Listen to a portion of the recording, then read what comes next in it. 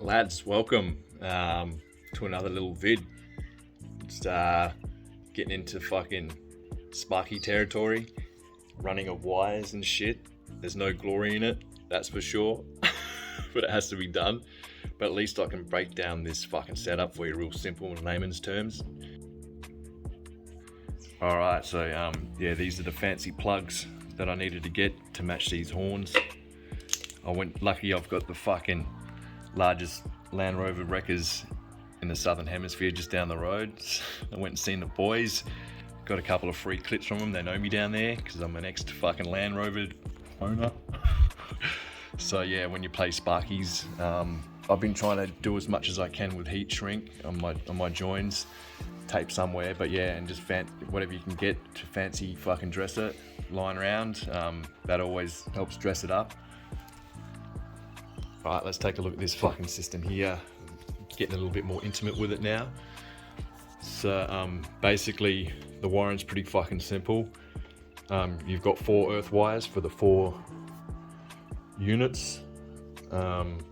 So I've managed to just run all of those earths to one point where I already got shit earthed elsewhere. So they're all earthed at one point. So four wires stay and 4 wires run away. So down here I've got a low voltage rev counter wire going back to the unit, and a mains power that will probably go somewhere around here, maybe to the alternator. I'm not sure where that gets terminated. That's the glory end for the Sparkies, I suppose. I might leave that bit or research that bit more. But yeah, and then there's 2 more wires that go back, and they're just there for the lights actually. One's a green light to tell your system that it's on, so these go all the way into the dash, and one's a red light that comes off of this when this gets low. So yeah, that should simplify it. There is another wire, this purple wire, but you only use that on setup for earthing or some shit like. But yeah, basically, this is the cunt job really. Is removing all my conduit and then tucking this shit in, and then fucking putting it all back into the conduit so you can't see it. And I'd say I'll heat protect this hosed area when it comes down to it. But yeah, it looks like these systems are getting more prevalent. I just done a little bit of research the other day or last night just to see what's going on with pricing, and looks like this system probably more like a $1,500 system these days. So yeah, I'm fucking chuffed that the technology is still going and it seems to be becoming more prevalent, and yeah, I bought it ahead of time sort of thing. So yeah, hopefully happy days ahead with this, but there's so much more to this story with modifying shit to make it all work in with the NOS, but we'll get into that when the time's right. Typical leftover Sparky looking job, waiting for the trader to come pick up all the shit. Yeah, I had to fucking strip everything out and rerun it. So that's the red wire that comes off the tuning box. I'll put that where the alternator is. The next stop off wire, I cleaned all this shit up too, which had other wires hanging out of it. That goes to the coil, a little green wire there, which is the yellow wire off the box here for the rev counter. And then the next 2 go back up. I've just got them sitting here, red light, green light. Yeah, they're there for the lights in the car.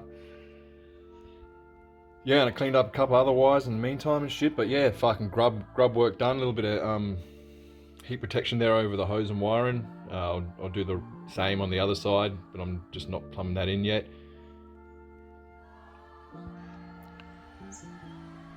Yeah, one last thing I suppose to consider when you're fucking doing all this sort of stuff and you're adding pumps and extra load into the electrical system, is you can't really be running a fucking standard alternator. This is like, you know, it looks like a factory alternator, but it's got the gizzards of a VN alternator.